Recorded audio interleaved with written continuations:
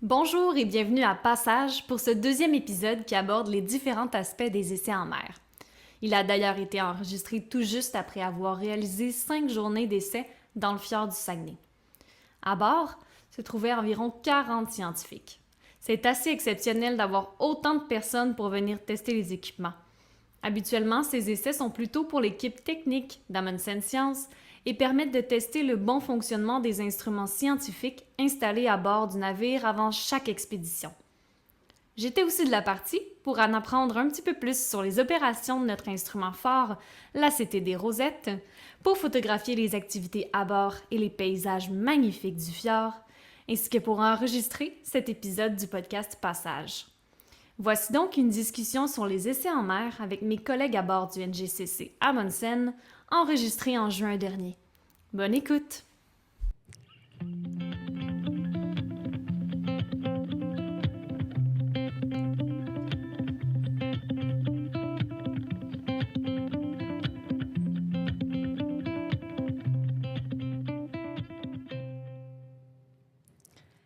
Mon nom est Véronique Rochefort, je travaille pour Amundsen Science, l'organisation qui a le mandat scientifique du brise-glace de recherche sur le NGCC Amundsen.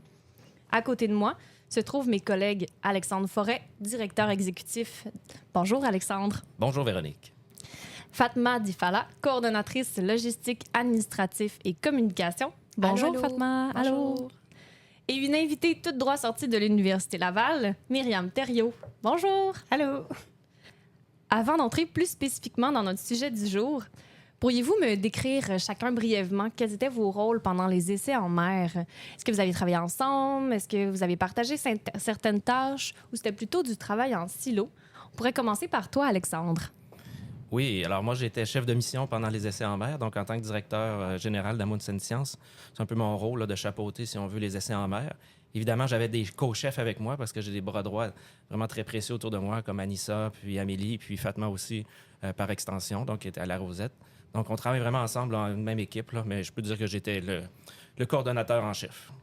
Parfait. Donc, tu prévoyais les opérations qui allaient avoir lieu après chaque journée qui s'en venait? Exactement, l'horaire en connivence avec l'équipe scientifique, l'équipe technique et puis le commandant, évidemment. Parfait. Et puis, toi, Fatma, de ton côté, c'était quoi ton rôle? Moi, puisque je vais être opératrice Rosette au LEC 3, donc mon rôle, c'était de me refamiliariser avec la Rosette, faire des déploiements tests, comme MAPI, me pratiquer sur tout ce que je vais faire pendant le LEC 3, par exemple, l'échantillonnage de l'oxygène, la salinité. C'était vraiment me mettre dans le bain pour être prête au LEC 3. Oui, puis toi, donc, tu es coordonnatrice logistique, administration et communication. Tu portes aussi plusieurs chapeaux chez Amundsen Science. Donc, j'imagine que tu avais aussi plein d'autres tâches plus logistiques en même temps que tu ne devais pas oublier. Exact. Fait que je me consacrais dans la journée un petit moment aussi pour répondre aux courriels parce que je suis aussi dans l'équipe de coordination. Puis moi, je fais plus le lien aussi avec les participants. Fait qu'il faut que je m'assure que je réponds assez rapidement pour que nos participants ils se sentent pas comme abandonnés. Donc, c'est ça. J'essaie de répondre assez rapidement. Puis c'est ça. Donc, je me mets comme un moment dans la journée pour essayer de tout rentrer, toutes mes tâches. Donc, voilà. Oui, ça fait pas mal. Et puis, toi, de ton côté, Myriam, c'était la première fois que tu es montée à bord de l'Amundsen. Quel rôle as-tu pris pendant ces essais en mer? En fait, c'était un rôle plus d'apprentissage. Donc, je vais m'occuper du multibeam ou LEC 2. Et j'ai jamais fait ça avant. Donc, c'était beaucoup apprendre les logiciels, comment ça fonctionnait, aussi pourquoi est-ce qu'on fait ça. Donc, c'était vraiment un apprentissage tout au long des essais en mer. Puis, tu montes à bord parce que dans le cadre de tes recherches à l'Université Laval, il y a un petit lien avec l'Amundsen puis la cartographie? Oui, en fait, mes recherches ne sont pas directement en lien avec l'Amundsen, mais c'est sûr que la cartographie, on en fait toujours en géomorphologie. Donc, c'est une autre sorte de cartographie, tout simplement, qui était aussi intéressante à apprendre. Et j'avais toujours entendu aussi des bons commentaires d'Amundsen. Donc, c'était une opportunité que j'ai eue, donc je l'ai pris.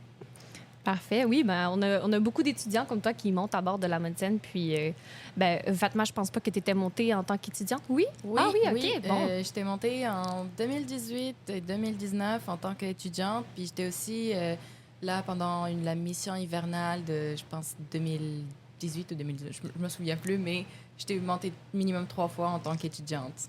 Puis c'était quoi tes recherches à ce moment-là? Moi, je faisais le petit filet banco.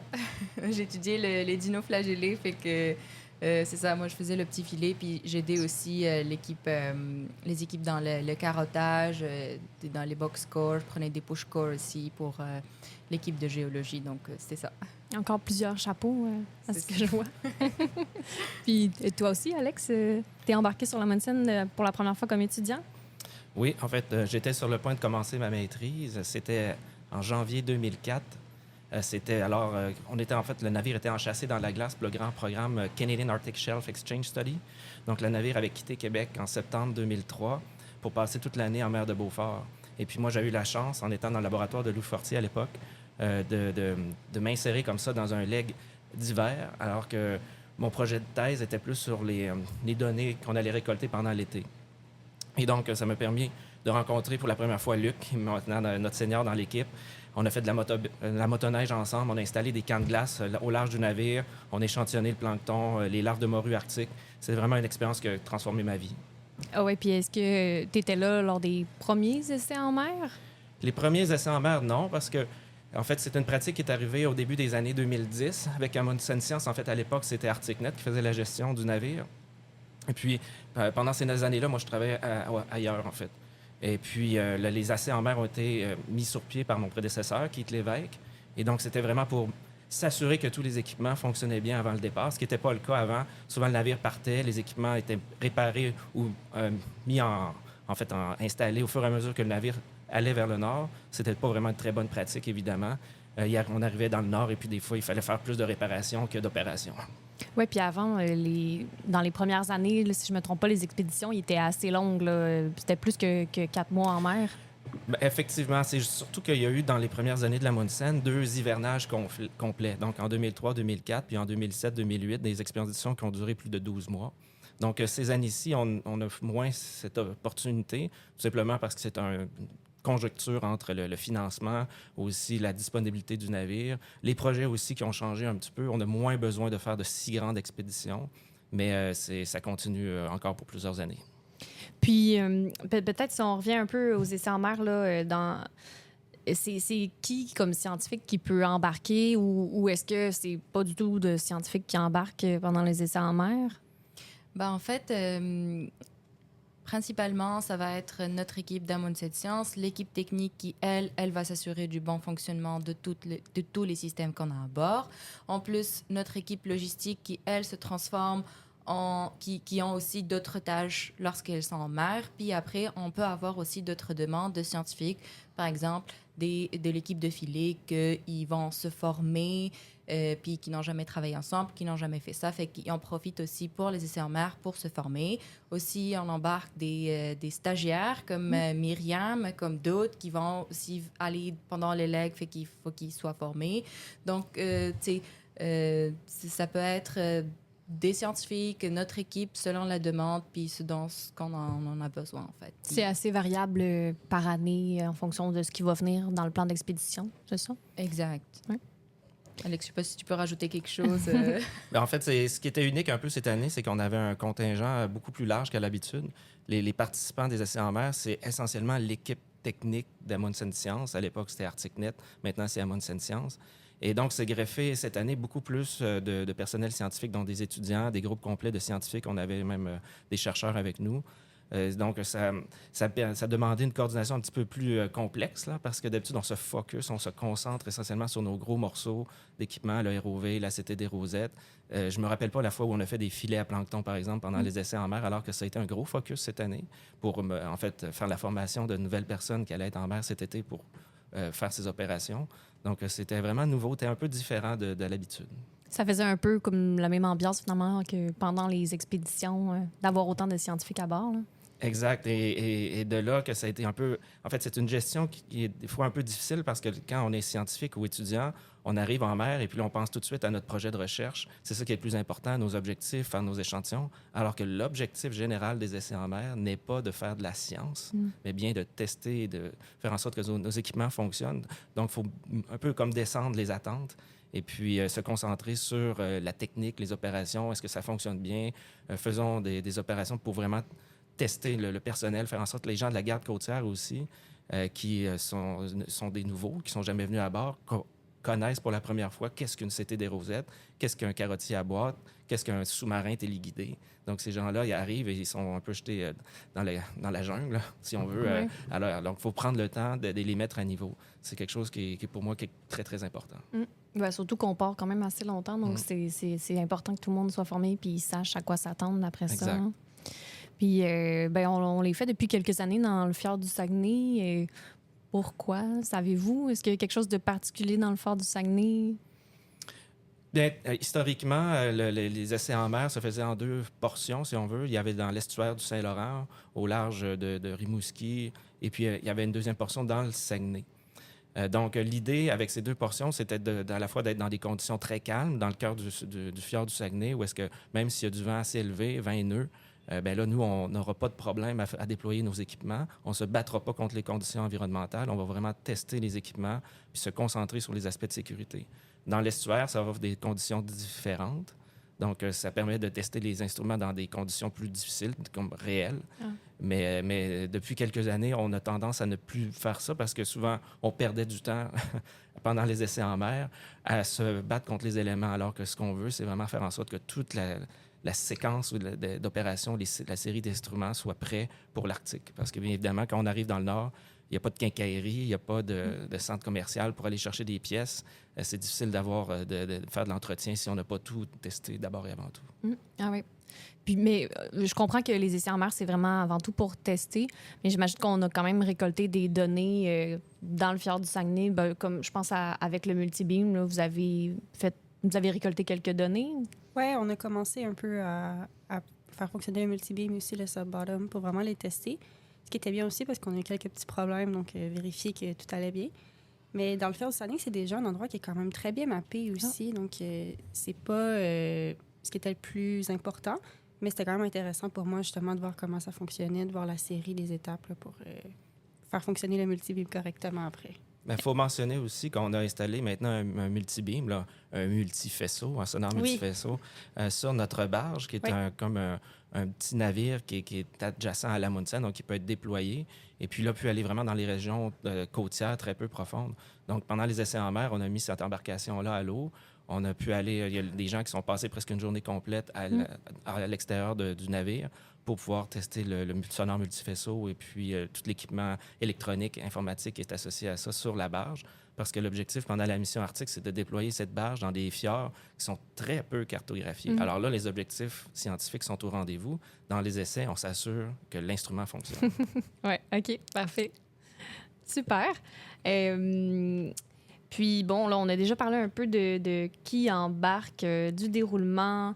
Est-ce qu'un de vous pourrait peut-être m'expliquer à quoi ressemble une journée type pendant les essais en mer? Peut-être toi, Fatma? Oui. Ben, les essais, la différence entre... Ben, il y a beaucoup de différences, là. Alex en a mentionné quelques-uns, mais par exemple, lorsqu'on part pour l'expédition en Arctique, c'est des journées 24 heures sur 24, donc on travaille tout le temps. Alors que pendant les essais en mer, c'est des cycles de 6 à 6. Fait que là, on a plus de flexibilité. Mais sinon, les journées, c'est ça. On commence, on regarde le tableau que le chef de mission a déjà préparé avec l'ordre des opérations. Exact, merci. L'ordre des opérations qu'on va faire. Puis, tu sais, chacun, il sait où aller, chacun, il sait quoi faire parce que, justement, nous, on est des habitués. Puis, si on a des nouveaux avec nous, ben, le chef de mission, il s'assure que pendant la première réunion, on montre tout, on fait des tours de familiarisation du bateau, tu sais, puis tout le monde, après ça, il sait quoi faire, il sait où se diriger, ils vont dans leur labo, Puis aussi, avant chaque opération, on s'assure qu'on fasse une présentation de sécurité pour les gens de la garde côtière, que ce soit pour la Rosette, pour les box-corps, pour le ROV. Sécurité avant tout. Donc, avant toute opération, il y a une présentation que il y a des personnes qui sont désignées qui la font pour montrer la manipulation, ce qu'il faut faire, ce qu'il ne faut pas faire, justement pour que tout le monde soit bien préparé et bien à l'aise. Donc, je ne sais pas si quelqu'un veut rajouter quelque chose. Ben, est-ce qu'il y avait un ordre précis d'instruments, comme chaque journée était pareil, un ordre précis d'instruments à tester ou... Bien, puisque le temps est très précieux, on avait déjà fait un horaire d'avance, si on veut, général pour les journées d'essai en mer. Évidemment, tout change au fur et à mesure. Par exemple, on était supposé déployer notre sous-marin téléguidé Astrid la première journée des essais. Ça a été finalement la deuxième, donc on a changé des opérations de journée. C'est déjà arrivé dans le passé où on avait prévu 4 journées d'opération. Finalement, après la troisième, on était satisfait. On rentre à Québec. Donc, c'est vraiment là pour nous aider à atteindre ce qu'on veut en termes techniques. Si on est satisfait, c'est parfait, on retourne. Ça nous est jamais arrivé d'allonger, de prolonger, par contre, les essais, mais c'est quelque chose on pourrait peut-être même penser pour le futur, se donner une journée de contingence, parce que on en aurait presque pris une 4e cette année avec la quantité d'opérations, entre autres l'organisation d'un nouveau laboratoire adjacent à notre puits de lancement. Là, le puits de lancement, en anglais, c'est ce qu'on appelle le moon pool. Donc, c'est un trou dans le navire qui permet d'avoir accès à l'océan, même s'il y a de la glace autour. On est tout en train de le réaménager pour faire l'analyse et l'échantillonnage des métaux traces dans la colonne d'eau. Donc, on a eu des enjeux assez importants avec le treuil de ce nouveau laboratoire. Et puis, donc, on n'a pas réussi à faire autant d'échantillonnage qu'on voulait. Donc, une 4e journée nous aurait permis peut-être d'en faire plus. Mais finalement, on est rentré à Québec parce que le temps étant ce qu'il est, on était limité. Donc ça, c'était quelque chose de nouveau qu'on devait vraiment tester cette année parce qu'il y avait beaucoup de différents éléments, des détails complexes qui auraient pu faire en sorte que ça ne fonctionne pas. Bien, absolument. C'est complètement nouveau. En fait, on va être le seul navire dans toute l'Amérique du Nord complètement installé pour faire l'échantillonnage des métaux traces par l'intérieur du navire. Donc, on a un laboratoire qu'on appelle une salle blanche et ultra propre. Il faut comprendre que les éléments de métaux traces sont vraiment en quantité infinitésimale dans l'océan. Donc, toutes les contaminations qu'il peut y avoir par l'environnement sont faciles. Donc, on contrôle toute la chaîne d'échantillonnage et d'analyse. Et puis, donc, toute cette chaîne n'a pas pu être complètement testée. On s'est concentré sur les premiers maillons de la chaîne, c'est-à-dire le déploiement de l'instrument avec le treuil. On a réussi à le faire, ça fonctionne bien avec le puits de lancement, on est satisfait, mais il va y avoir un petit peu on dirait en bon français, de fine-tuning au début du leg en question quand ça va être déployé. Ah oui. Ben c'est super intéressant. Puis je pense même qu'on va peut-être avoir un épisode du podcast avec les scientifiques qui travaillent là-dessus au courant de l'expédition. Peut-être même c'est Fatma qui va pouvoir animer ça parce que en plus, tu es l'opératrice de la Rosette Transmétal pendant le leg 3. C'est ça. Je vais être opératrice de la Rosette classique et de la Rosette Transmétal. Puis tu avais évoqué que moi, j'avais plusieurs chapeaux, mais finalement, sur le navire, il y a beaucoup de personnes, beaucoup de participants qui ont plusieurs chapeaux aussi parce que nos places de scientifiques, elles sont limitées. On peut avoir 40 participants maximum à bord de scientifiques. Donc, puis on a des demandes en projet, en échantillonnage qui sont des fois qui dépassent ce qu'on peut offrir fait que là on est comme obligé que les gens ils travaillent ensemble, que tu n'es pas là pour juste faire un seul échantillonnage. Tu peux par exemple, si tu as du temps, tu peux aider d'autres équipes ou faire plusieurs échantillonnages justement pour optimiser, en sortir avec le maximum de ce qu'on peut pendant la mission. Oui, tout à fait. Puis tout le monde s'aide à bord du bateau pendant l'expédition. Ouais, c'est ça. Ouais. Et oui, tout le monde s'aide. Ça crée de belles collaborations. Ça crée aussi des belles amitiés et des nouveaux projets de recherche qui naissent juste comme ça par des discussions entre scientifiques à bord du navire. Là, on a parlé un peu de la Rosette Transmétal, du Clean Lab, qui était quelque chose qui a été testé pendant les essais en mer. Est-ce qu'il y a d'autres trucs nouveaux qui ont été testés pendant les essais en mer sur la barge? Myriam, est-ce que vous aviez testé quelque chose de nouveau cette année? Pas à mon souvenir. Ça a vraiment plus été le multibeam. Ouais. Je crois qu'il y avait installé un nouvel ordinateur. Mhm. Donc ça Ah a oui. été beaucoup de travail pour Daniel et Kirstine. Donc ça a été testé et tout a bien fonctionné. Mais sinon, comme tel, le multifaisceau, je crois que c'était déjà le même qu'il y avait Ouais. auparavant. Donc, C'est peut-être le même, mais il est très récent, en fait. Parce qu'en 2022, quand on a eu une grande cale sèche de prolongation de vie du navire, on a changé complètement notre multifaisceau en dessous du navire. Donc, ça, c'est pas un petit équipement. Là. Ce sont les transducteurs, comme on appelle. Ça fait plusieurs mètres de long. Et donc, même, il y en a un qui dépasse la coque à l'heure actuelle, tellement c'est long. C'est un peu spécial à voir. Donc, c'est des grandes planches, je pense, avec un peu comme des planches à pagaie. Puis ben, ça, c'est comme incrusté à l'intérieur de la coque et puis ça permet de mesurer, en fait, d'envoyer le signal et puis ensuite est réceptionné. C'est le même principe de toute bonne acoustique, mais c'est ce qui nous permet de cartographier les fonds marins. Donc, on a un modèle plus récent de multifaisceau, nouveau complètement depuis 2022, pardon. Et puis, même si c'est le même, ben là, il est très récent. Donc, on est encore dans l'apprentissage à bien contrôler le contrôle de qualité, le pipeline des données, puis aussi l'archivage, etc., la dissémination avec les partenaires. Donc, on est encore dans cette courbe d'apprentissage. Ouais. Ben oui, 2022, ça fait pas très longtemps non plus. Donc, faut s'assurer que ça fonctionne encore toujours aussi bien. Un autre 20 ans. Oui, exactement. Aussi, les essais en mer, on en a parlé un petit peu, là, ça a un côté formateur parce qu'on accueille beaucoup d'étudiants. Mais je voulais voir avec Myriam, vu que toi, c'était ta première année pendant les essais en mer, même à bord de la Munsen, puis là, tu vas être à bord de la Munsen aussi pendant tout le Leg 2. Je me demandais, là, puisque là, les essais en mer sont terminés, c'était quoi tes attentes avant d'embarquer? Puis est-ce que, après ces 5 jours passés sur le bateau, ça a répondu un peu à tes attentes? Ben, en fait, je savais pas trop à quoi m'attendre. C'était vraiment comme... Je sais pas, j'avais de la misère un peu à imaginer comment que ça allait être. Puis maintenant que j'ai été sur la Munsen, je comprends beaucoup mieux, surtout c'est quoi des essais en mer tout court. J'avais de la misère à m'imaginer. Puis là, j'en ai compris que c'est vraiment pour tout tester l'équipement. Mais ça a aussi été vraiment très formateur aussi sur c'est quoi l'équipement qu'on avait à bord. J'entendais parler de la rosette, du ROV, des choses comme ça, mais je connaissais pas c'était quoi. Donc aussi de voir un peu plus... les gens travaillaient avec, en entendre parler aussi avec d'autres étudiants ou des personnes qui travaillaient directement comme Fatma avec la Rosette aussi. C'était vraiment très intéressant de voir tout ce qui était possible de faire sur la Munsen, puisque je n'étais pas au courant. Mm-hmm. C'est aussi un bateau qu'on entend beaucoup parler, du moins en géographie. C'est un peu comme un rêve pour plusieurs étudiants d'embarquer sur la Munsen. Donc, c'était vraiment intéressant. Puis vraiment aussi un peu comme une...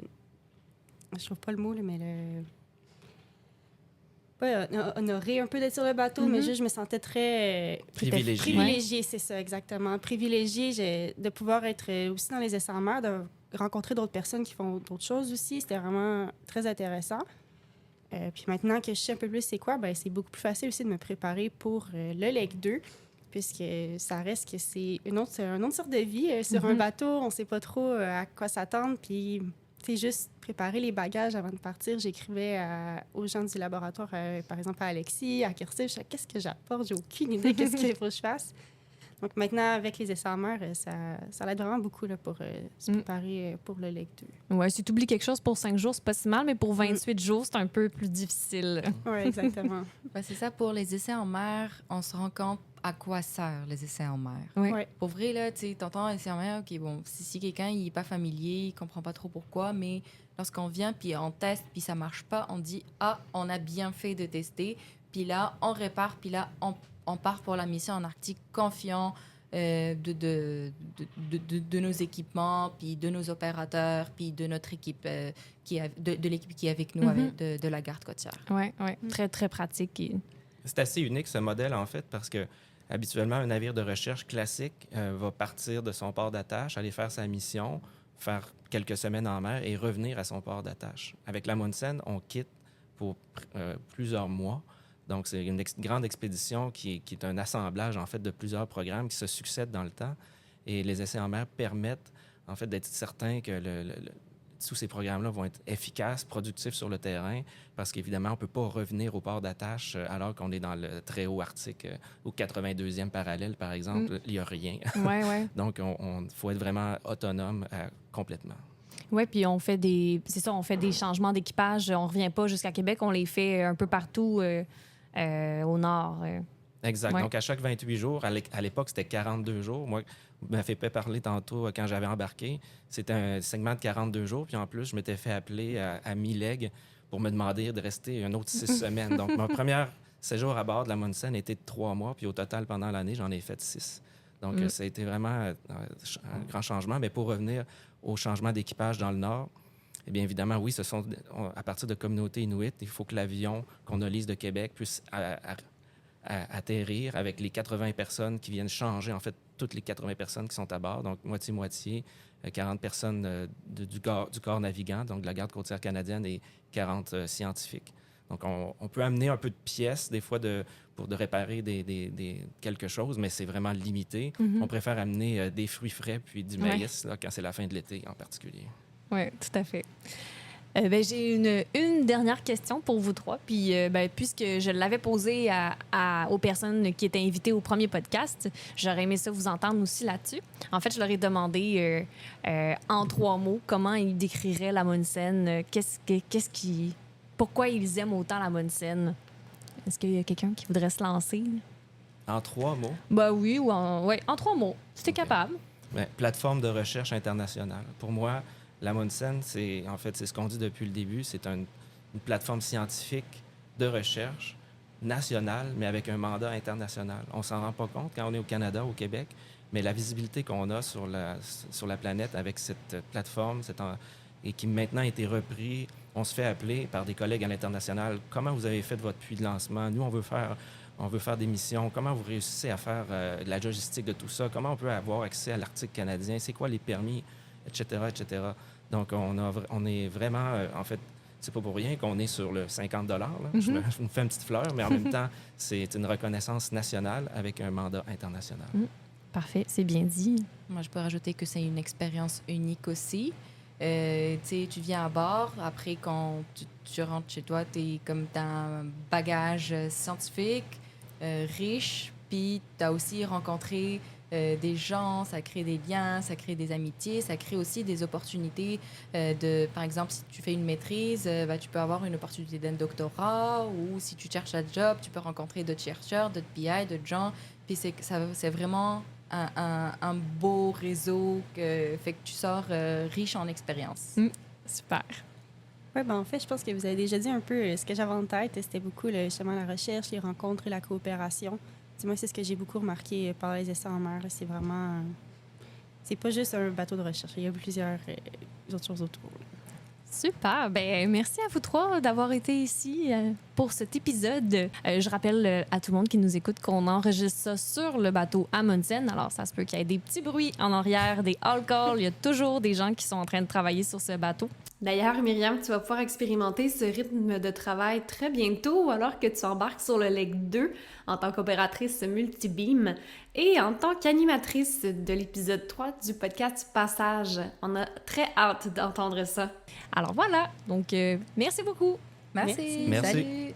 Et on se laisse avec cette musique originale composée par Daniel Amiro, notre technicien en géomatique marine chez Amundsen Sciences.